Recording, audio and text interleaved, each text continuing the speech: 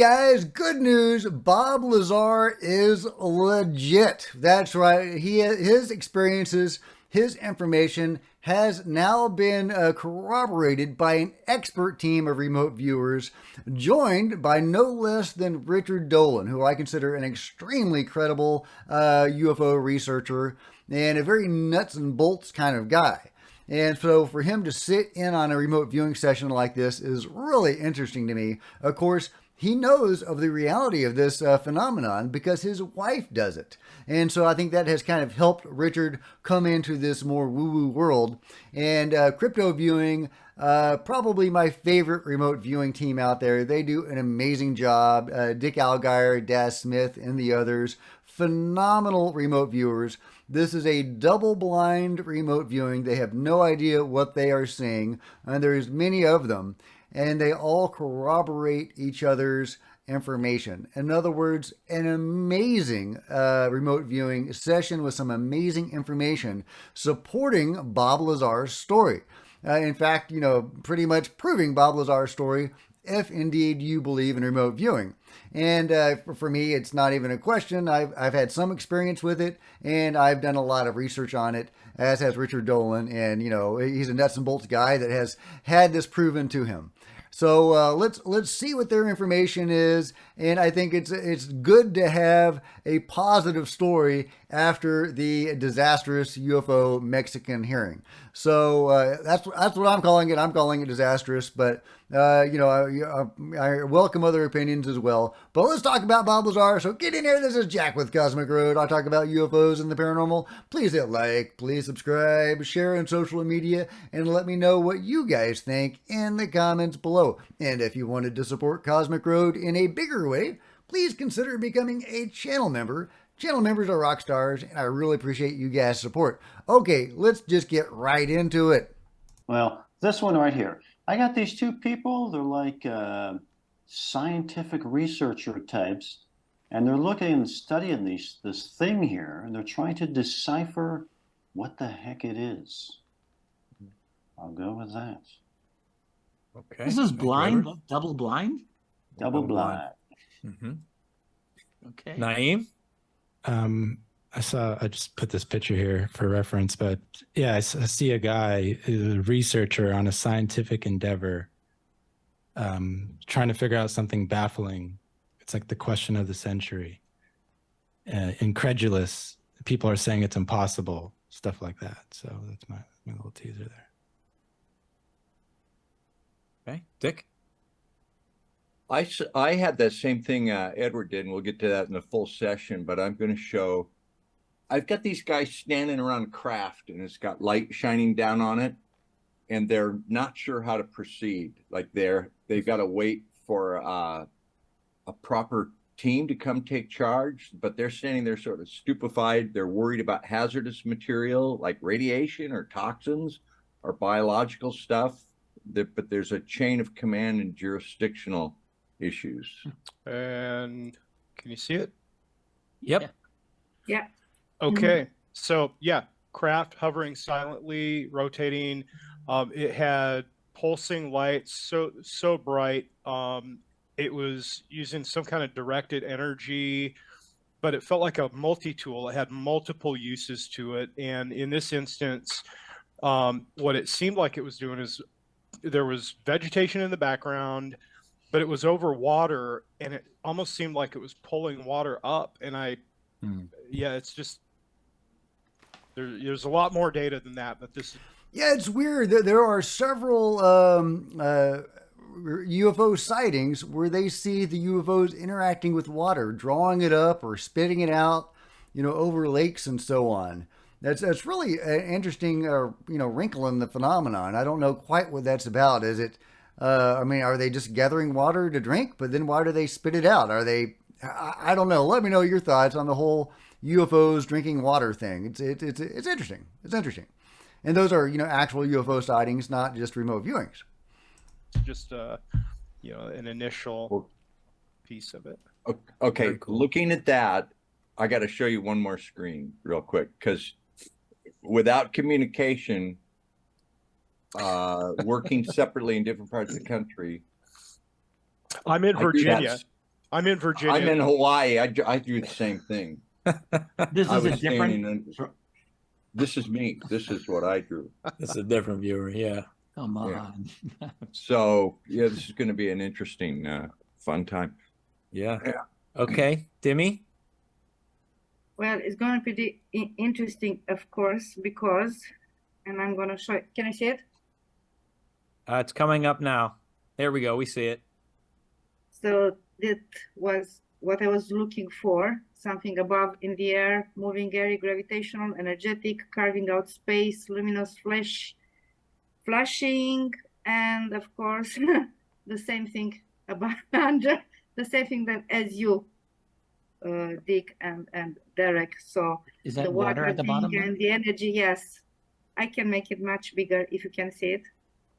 So it was like energy and water, and a man-made above was. Wow, so 3 different remote viewers are seeing this UFO, I guess maybe the one Bob Lazar worked on, I don't know, interacting with the water. That is really, really intriguing. Yeah, what's up with that? Swirling and like a storm inside, like a vortex, and water or energy was coming up from down because of that kind of swirling. Energetic field, charge, heavy, water or energy, and flint sensation and vacuuming forces. That's it. Very cool. Do you guys All right, do this well all the time? I mean, is this the norm? Yeah, the team does really, really well. I'm ready to fall off my chair here. This is amazing. Well, yeah, we're at a professional level. We do this for paying clients on a weekly basis. So it's our full-time job. And I've been doing it 27 years. Edward's been doing it like 25. Daz has been doing it. Daz I've known 25 years. Yep. Amazing. Yeah, anyway, I'm not going to go through the whole remote viewing session. Indeed, it's not all available. This is basically a teaser for their longer Patrons Own video. Or it's not patrons anymore. I was a crypto viewing patron on their Patreon page, but there has been a change in their organization, and they are now moving, or part of them has moved to futureforecastinggroup.com. And I have not made the switch to Future Forecasting Group, but they still put out stuff as crypto viewing, and they may even have still have stuff on their crypto viewing page. I'm a little unclear what's going on there, so I've been kind of waiting for that to shake out for me to figure out what's going on there before I commit to going back to Patreon or to switch over to futureforecastinggroup.com. Either way, I'm definitely going to continue to follow these guys because they do amazing, amazing work. Richard Dolan wouldn't be sitting in on them if they didn't. I've covered viewings by this group before, particularly about the creation of the pyramids. Really fantastic work. Now, I say this group, that was specifically with Dick Allgaier and Daz Smith, but that was when they were working with with the Farsight Institute. And I think that the leader of the Farsight Institute, Courtney Brown, he may approach things in a different way and think about things in a different way. And when he's tasking assignments, I think that may color the remote viewings. And so I don't trust any of the information now from the Farsight Institute, because I don't necessarily think that Courtney's looking at it with an open mind. I think that he has a narrative that he's committed to mentally, and that may color the viewings. However, with this particular remote viewing of Bob Lazar, they actually went out of their way to prevent that from happening. And let me take you to that right now. So, okay, the project number for this, it was a random number, G7N3L2H8, or if you like just the numeral digits, it was 13069731. And all the remote viewers were blind to this target, and they only had the random numbers above there. No other information was provided to the remote viewers whatsoever, and they didn't even know I was the tasker on this target. We keep that anonymous as well, so they don't have any predispositions on the kind of targets that I like to give. So the project itself was what we called an ARV project. An ARV, or associative remote viewing, usually involves 2 potential outcomes. and the remote viewer is to only describe one of these potential outcomes, the one that is real or the one that comes true. Why ARV for this target? Because I didn't want to assume that the target itself and its events were real and enforce my personal beliefs on this, because, you know, I've followed this target for many years and I do have a belief system about it. So I made it a ARV target with binary choices, and the A part of this is if it was real, they would describe the real event, and the B part of this is if it was not real, they would describe something else, which I'll go through in a second. So outcome 2, the something else, and this is the tasking behind it. If no actual real events can be sourced, the remote viewer will describe the real Buddha statue in Daz's The Tasker's back garden. And there's my Buddha statue. And as we've discussed, and as people will see in your data, there is no Buddha statue type information in there whatsoever. So it leads me to think that, you know, the events were real, and the fact that you guys describe them in so much beautiful detail, that just adds emphasis to me that, you know, this was real events that Bob was describing. May I just, I don't want to talk too much here, but yeah, go for it. I was wondering about this potential problem that, because everyone has an idea about Bob Lazar, and I wondered if remote viewers would in fact latch onto something that wasn't true but was kind of true in popular consciousness. I don't know if that happens, but what you're doing here, this outcome 2, I guess that seems like that's your strategy for dealing with that type of possibility. Am I right? It is in this case, yeah. That was my thinking behind the target. You know, try to divide them in one area. Yeah, if it wasn't true, they would go to the Buddha target. If it is true, they would go to the Bob Lazar thing. But you are right in that we have experiments in the past where we can show this, that it is possible for a remote viewer, and we have to be honest about this to anyone out there. It is possible for remote viewers to pick up and describe things that aren't physical, so they exist in popular culture. Mm-hmm. So there you go. I think that Daz did this specifically because of their experiences with the Farsight Institute. Now, that is just pure speculation on my part, but Daz Smith and Dick Alligayer left the Farsight Institute to found their own group or join another group because I believe there was some problem with Courtney Brown. And if you have followed Courtney Brown and Farsight Institute over the years, you will see what I mean. Now, that's no disrespect to Courtney Brown. I like Courtney Brown. I think he's a sincere person and a good tasker in his own way. But I do think that he has come to some certain beliefs, and that has strongly colored the viewings. So Daz Smith has found a back door. I don't know if he invented this technique or if it's been around for a while. But yeah, if people are not seeing something real, they would have the option, or they would link to this Plan B thing, the Buddha statue. And I think that is brilliant.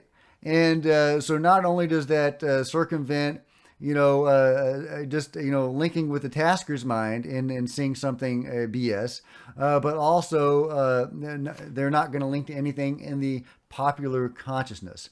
I think that's brilliant, and I love it, because that has been a question that I have had about remote viewing ever since studying it and seeing that it was legit. In a separate video, Dick Alligayer goes into more detail about his own viewing, because in the video I just shared with you, again, it was more or less a teaser and kind of a briefing for Richard Dolan and us, but it was really a teaser for their longer video on their website. And I actually do mean to join their website just to check that out. And I will, recommend or encourage anybody who's interested to follow me there, because I think it's going to be fun. I think it's going to be a great website with a lot of really interesting information. They are probably the most credible remote viewing team around that I'm aware of in the public purview. But okay, let's listen to a little bit of what Dick Alligayer was able to see when he remote viewed Bob Lazar. Lifting an object, and it is damaged somehow. It made the idea of like wreckage, crash, retrieval type thing.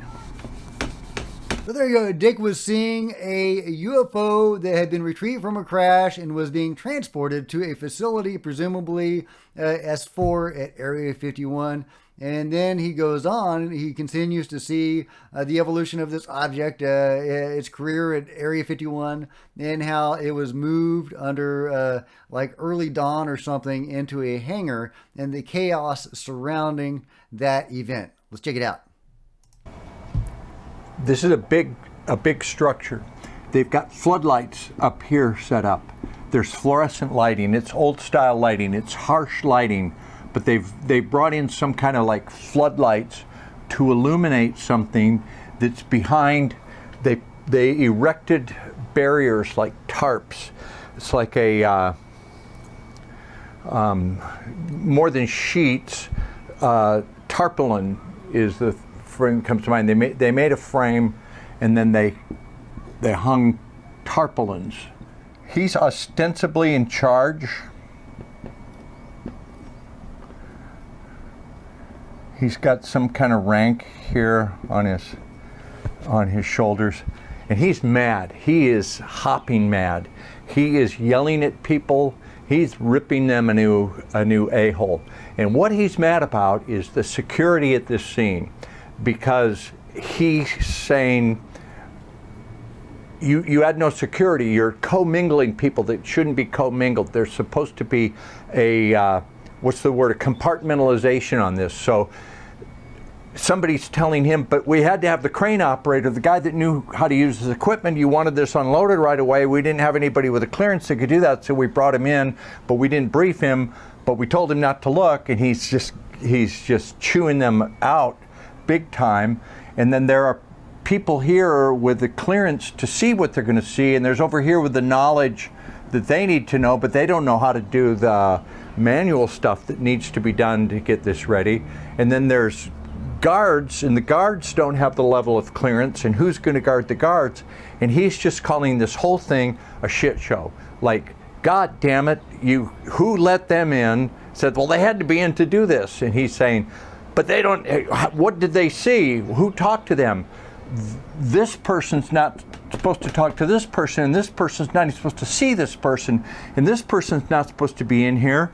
And he's just like throwing up his arms, and there's going to be hell to pay. And it's probably going to come down on his shoulders. So there you go. Dick Allgaier goes on, and I will link to the full video, and you can watch it at your leisure. But Dick is seeing this object, this UFO. It's a UFO being transported with some chaos in the early dawn into this hangar, presumably at S4. And this is when he is remote viewing Bob Lazar. So is this the UFO that Bob was working on? We don't know. I don't, who knows how remote viewing works, but this is what he was connecting with. And this was the object he was seeing in the scene surrounding this object. So anyway, great information from Dick Allgaier and the team of Crypto Viewing / Future Forecast Group. And again, I'm going to follow those guys on their channel. I'm really plugging their channel today. Not affiliated with them. But hey, if you want to send me kickback, go for it, guys. Anyway, I love it. It's a really amazing remote viewing session with a full team of really credible remote viewers, double blind to the target, seeing UFO crash retrievals and government cover-ups and scientists working on them when remote viewing Bob Lazar. Very much corroborating Bob's story, and in my mind, validating Bob Lazar of reverse engineering or trying to reverse engineer UFOs at S4. I love it, guys. But it's great to see a positive corroboration of a long-held piece that has become mythologized in ufology. Now we have some to my mind, very credible corroboration and validation of Bob Lazar. And I salute you guys. I salute you, Dick Algar, Daz Smith, and all the other guys at Future Forecasting Group / Crypto Viewing. Okay, that's it for me for this video. Let me know what you guys think in the comments below. Has Bob Lazar been validated? Is remote viewing just a bunch of hogwash? Do we still have a lot more to learn? What is the real story? Let me know all of your thoughts in the comments below. And if you've enjoyed this video, give me a big thumbs up. I sure appreciate it. Smash the subscribe button and the bell to be notified of future videos. You don't want to miss a thing. Join me on social media. There's Facebook and Twitter links below. I would love to see you guys there. That'd be awesome if you wanted to share this video on social media. That would be really helpful. If you wanted to support Cosmic Road in a bigger way, please consider becoming a channel member. See the first link in the description below. Channel members are rock stars, and I really appreciate you guys' support. Thank you very much. Meanwhile, there are plenty of other videos to check out on the channel, and I'll see you next time. This is Jack with Cosmic Road, signing out.